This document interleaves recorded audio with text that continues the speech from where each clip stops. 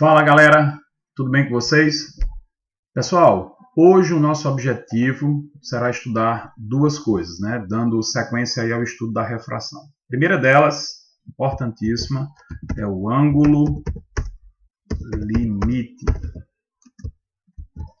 O que é o ângulo limite? Vamos ver. Eu vou representar esse tal ângulo limite pela letra L, tá bom? Então vamos lá.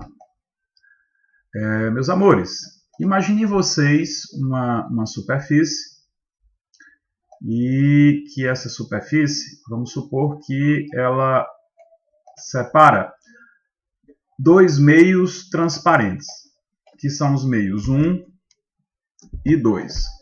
Então, o meio aqui embaixo é o meio 1 e o meio da parte de cima é o meio 2, tá? São meios diferentes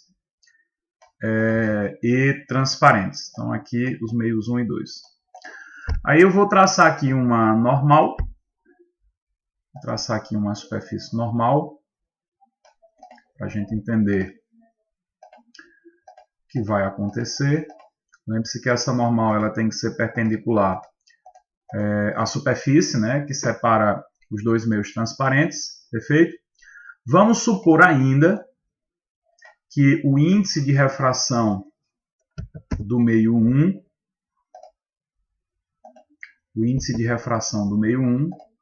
seja superior ao índice de refração do meio 2.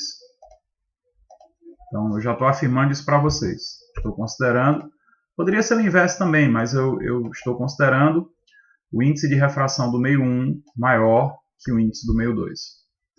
Daí a minha pergunta é a seguinte: e se um raio de luz propagando-se no meio 1, o que vai acontecer se esse raio de luz propagando-se no meio 1 atingir essa superfície que separa esses dois meios de forma oblíqua?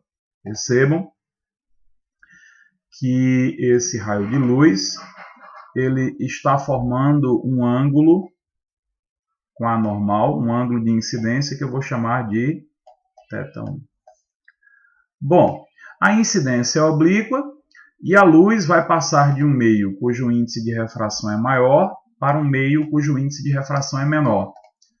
Então eu já expliquei a vocês que ocorrerá refração e esse raio ele se refrata se afastando da normal. Nós já discutimos por que isso acontece. E ao se afastar da normal, ele forma um ângulo de refração que eu vou chamar de θ2. Eu já expliquei para vocês por que θ2 é maior que θ1. Perfeito? Tranquilo? Minha pergunta é a seguinte: e se nós aumentarmos o ângulo de incidência? E se nós aumentarmos esse ângulo de incidência? O que é que vai acontecer se nós aumentarmos θ1? Então eu vou trazer isso para cá, tá? Para vocês entenderem melhor. Aqui. Pronto. Então, se nós aumentarmos o ângulo de incidência, o que será que vai acontecer? Vamos descobrir agora. Então, deixa eu tirar isso aqui.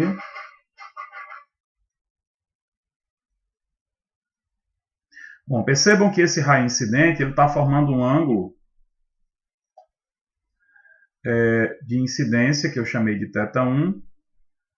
E agora, o que é que vai acontecer se eu aumentar esse ângulo de incidência? Percebam uma coisa. Vocês sabem, de acordo com a segunda lei da refração, que N1 vezes seno de θ1 tem que ser igual a N2 vezes seno de θ2. Perfeito? Tranquilo? Então, N1 seno de θ1 é igual a N2 vezes seno de θ2. Os índices de refração, eles são constantes. Perfeito? Vou colocar aqui, para vocês entenderem. N1 vezes seno de θ1 tem que ser igual a N2 vezes seno de θ2. Bom, para qualquer inclinação aí, para qualquer ângulo de incidência, N1 e N2 são constantes. Concordam? N1 e N2 são constantes. Agora, se você variar θ1, obrigatoriamente você varia θ2.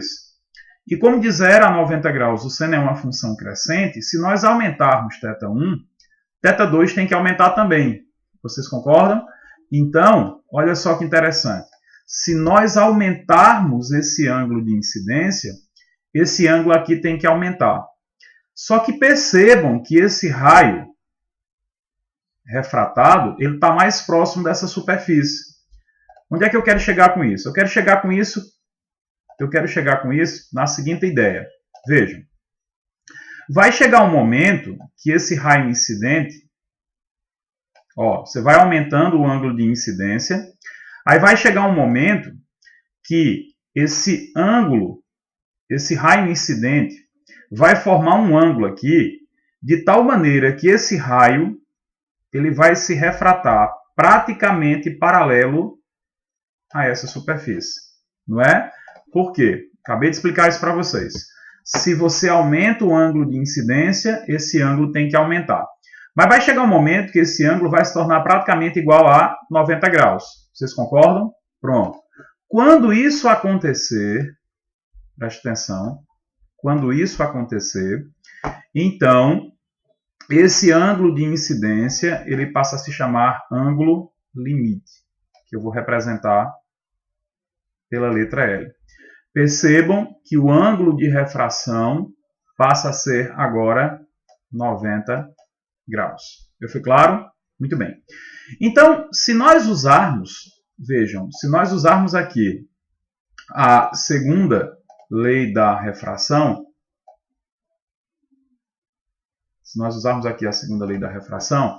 onde é que nós vamos chegar? Vamos lá. Se nós usarmos a segunda lei da refração, vai ficar N1 vezes seno de θ1 é igual a N2 vezes seno de θ2. Mas vamos lá.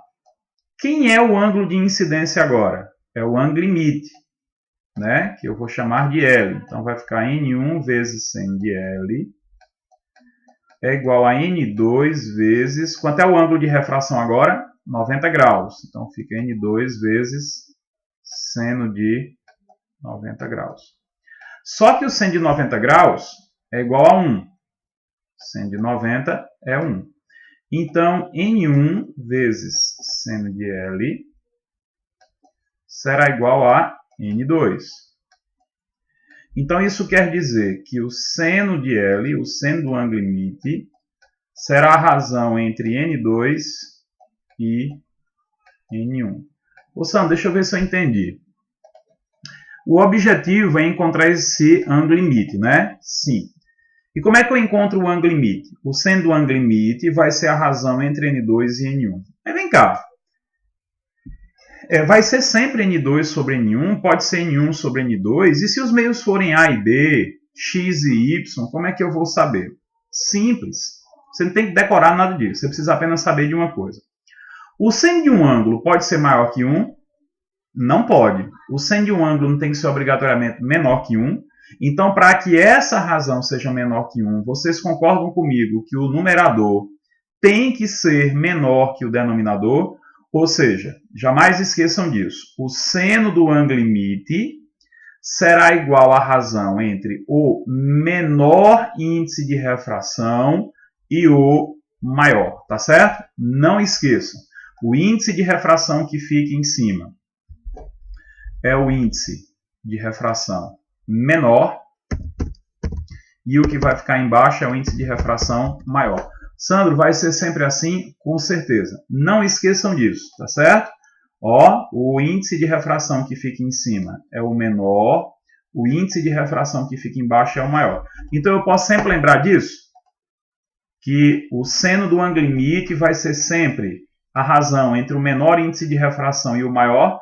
Pode sim. Aí se vai ser N1 sobre N2, N2 sobre N1, NA sobre NB, não importa. Vai ser sempre o menor sobre o maior e fim de pau.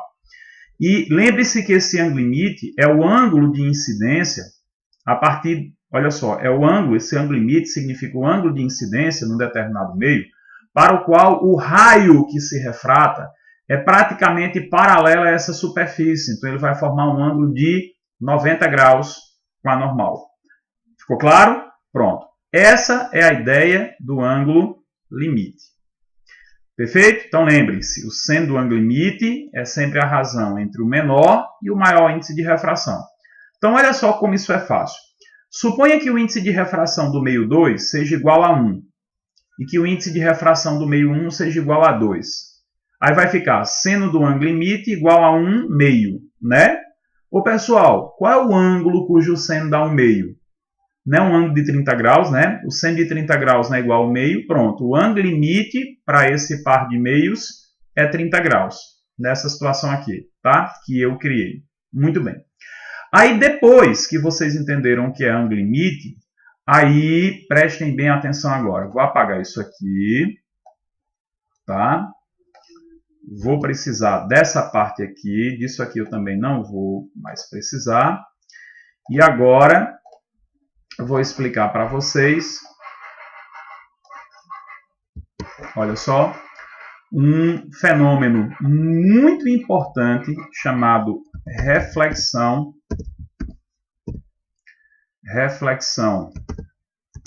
total ou reflexão interna total. Reflexão total ou reflexão interna total. Bom, que fenômeno é esse? Prestem bem atenção. Eu vou usar exatamente essa ideia aqui para explicar para vocês como ocorre a reflexão total. Precisamos da ideia do ângulo limite para vocês entenderem isso. Pronto. Muito bem. Então, temos aqui a situação do ângulo limite, né? Ok?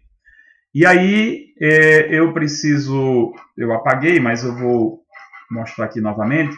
Pessoal, o índice de refração do meio 1, ele continua maior que o índice de refração do meio 2, tá? Então, N1 continua maior que N2. O índice de refração do meio 1 continua maior que o índice do meio 2. Então, olha só, N1 continua maior que N2. Minha pergunta agora é a seguinte.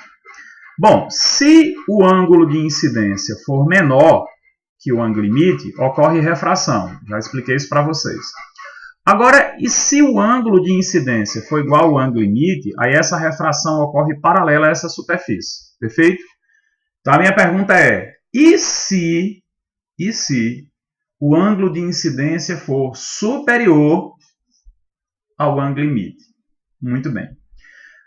Em primeiro lugar, para ocorrer esse fenômeno aqui, que eu vou explicar para vocês, duas condições devem ser satisfeitas. Primeiro, a luz deve estar se propagando em um meio cujo índice de refração é maior.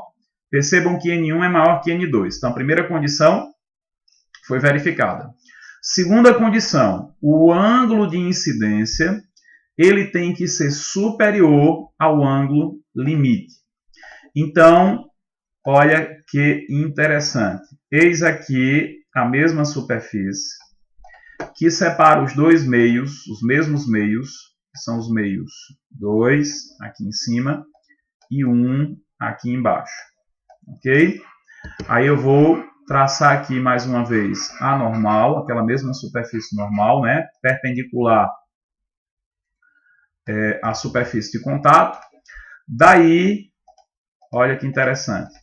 E se o raio de luz estivesse propagando em um meio cujo índice de refração é maior, essa condição já foi verificada, e se o ângulo de incidência, preste atenção agora, e se o ângulo de incidência, esse ângulo aqui, ó,